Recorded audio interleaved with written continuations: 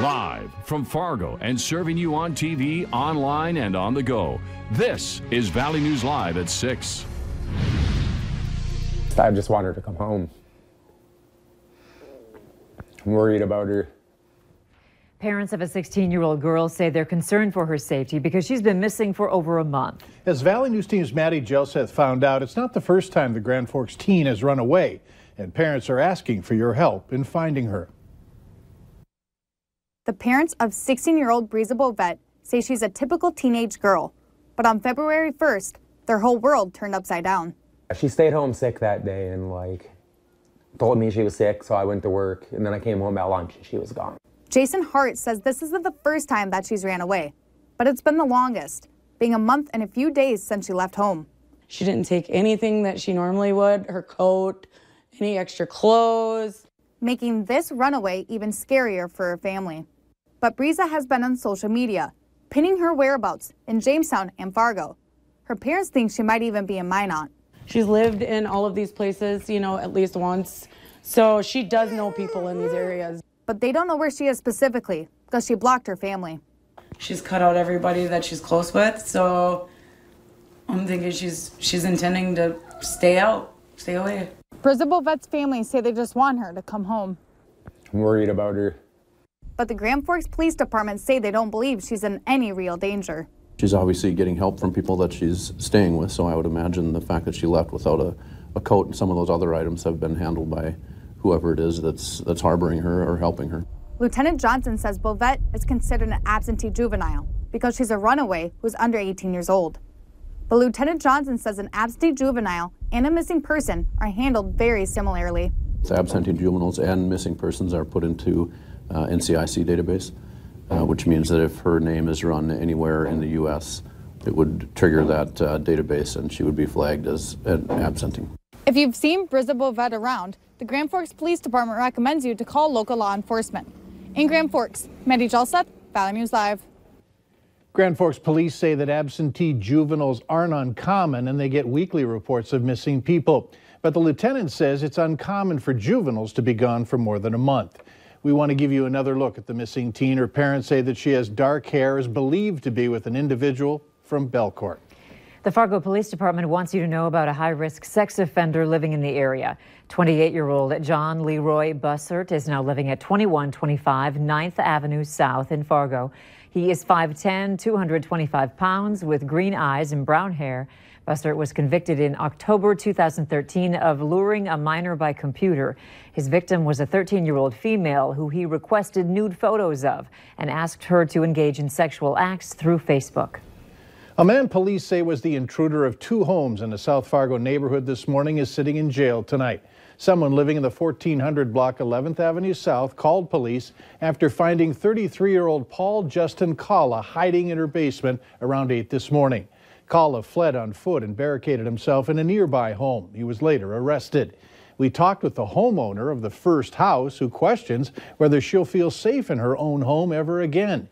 She says her dog was acting weird and was sniffing around in the basement, so she went down, turned on the light, and saw Kalla standing behind her furnace in a dark corner.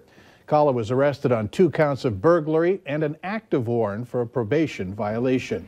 When you've been in winter's grip for as long as we have, it is a slow escape. But we're getting closer to freedom every day. Hutch is here with a look at what's ahead for tonight. Hutch? Well, we are cooling off on the quick side. Temperatures were a little warmer today. Teens out there, Foston, the hot spot at 18 degrees. Grand Forks, you peaked at 13, 16 the high in Jamestown today. Wind starting to taper off with light winds and mostly clear skies. We're expecting cold temperatures. There are a few clouds moving along the Highway 2 corridor, bringing some flurries to the west and to the north of Fargo and Grand Forks. Temperatures slipping into the single digits with enough wind to make it wind chilly out there this evening.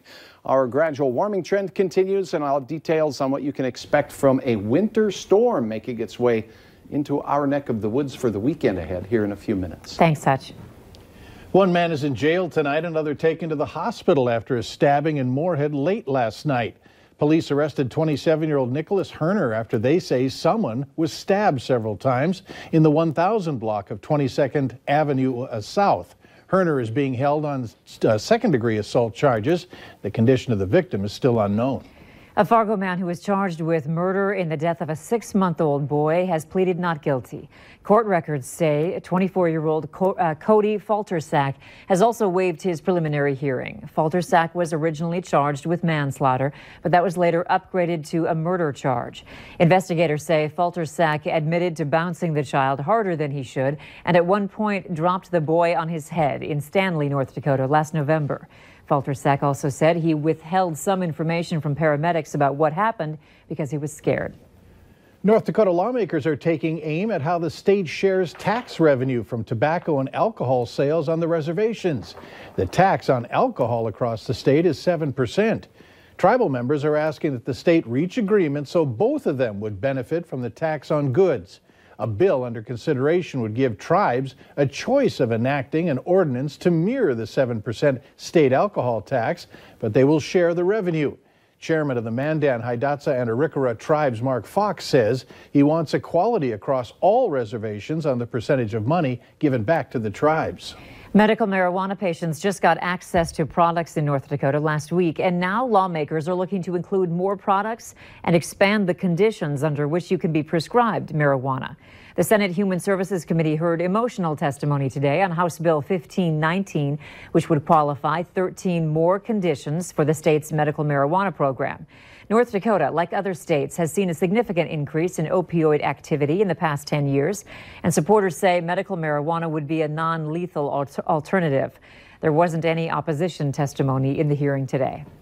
Here's some good news. A first-grade school teacher from Grafton, North Dakota, was awarded a $25,000 Milken Educator Award at Century Elementary School in Grafton. Caring and crunching the numbers go hand in hand for Brittany Larson. She uses data to determine each of her students' challenges and strengths, then deploys a plan to promote academic and emotional growth. The numbers show that it's working. Her students have reacted enthusiastically as they now gauge their own improvements. Larson is the only Milken Educator Award winner from North Dakota this year and is among 33 honorees for 2018-19. Congratulations. Yes.